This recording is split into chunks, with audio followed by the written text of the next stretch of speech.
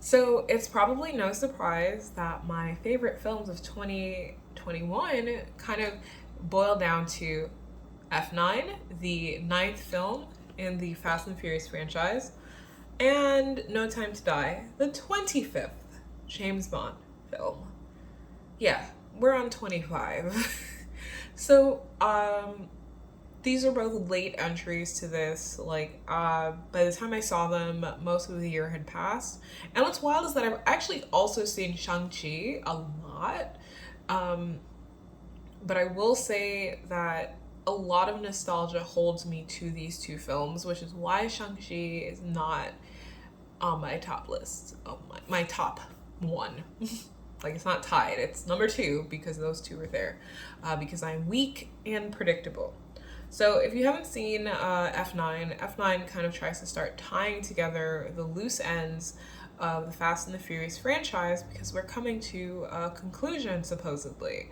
Um, so it's introducing Dominic Toretto's brother, John Cena, who is like CIA like dust up. He's like the white version of Killmonger from Black Panther. Just letting you know that that's a connection I made. Um, and so he's like getting in the way of Dominic Toretto and his crew's different like plans. And then Charlize Theron is there. Somehow her hair is worse than it was when she had the dreads. She's like a bob with like, I don't even want to get into it. It's bad. It's ugly. Ooh, it's bad. But it's fun. Like that's the whole thing. I cannot actually tell you the plot of F9, even though I've seen it like 5 times, 4 times. Um, but it was fun. I watched it with my mom. I watched it by myself twice or 3 times.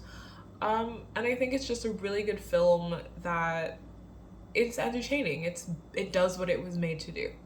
But then for No Time to Die, and you can actually listen along to me and Tim from the James Bond Cocktail Hour go through the entire film. Like we talked for like 3 hours. So if you need something to like put your ass to sleep at night, or frustrate you immensely as you try to watch this film, because we are two people who are just kind of giggling our way through this long ass movie, you should give it a try when the watch long is up, and our full video, like full review of No Time to Die, will be up on. By the time you listen to this, it will be up, but it will be up on their podcast soon too. And always grateful to Hugh and Tim for having me on their podcast because they know that I love talking about James Bond. But yes, so No Time to Die was directed by Cary Joji Fukunaga, who's a really great director. I will give him a lot of things, but I will especially give him his director skills because this was a beautiful film. It was done really well. The weakest points are the villains and the third act of the plot because you're just kind of like, why? Why this? Why now? Why how? Right? Um, so we should have had this film back in 2020, but because of the pandemic that we are still in, we did not get it. We didn't obviously get it. Um, it's a finale to Daniel Craig's tenure as James Bond. So if you are a Bond fan, this will probably rank mid-list on your favorite films. Um, for Bondness, it's in my top 7, I think, maybe top 5 or top 7 for all of the films in the franchise. It is not better than GoldenEye. One day I'll put all of those together and you will have to subject yourself to it because I will put them together. My favorites.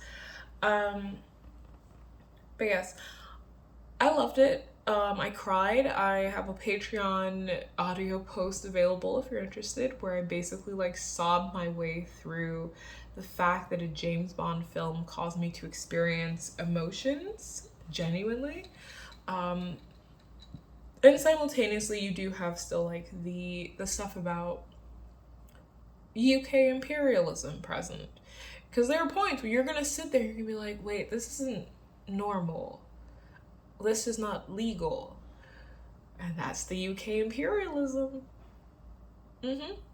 So, best thing about this film was Lashana Lynch and Naomi Harris as, you know, two badass, beautiful black women relatively in charge. While this is the end of Craig's tenure as Bond, I hope it is just the beginning of Lashana Lynch's tenure as 007 or a 00, because actually I'm not sure what they do with her ranking at this point. And Naomi Harris is clearly someone who has the capability to be a character like M, in charge of an agency, but also still has morals, unlike Ralph Fiennes M. So I'm not going to tell you to check out No Time to Die because it is almost like 3 hours long. Like, I'm pretty sure it is 163 minutes. That's a lot. You know, so I wouldn't say check it out, but if you already like Bond films and you have time to kill, you have No Time to Die.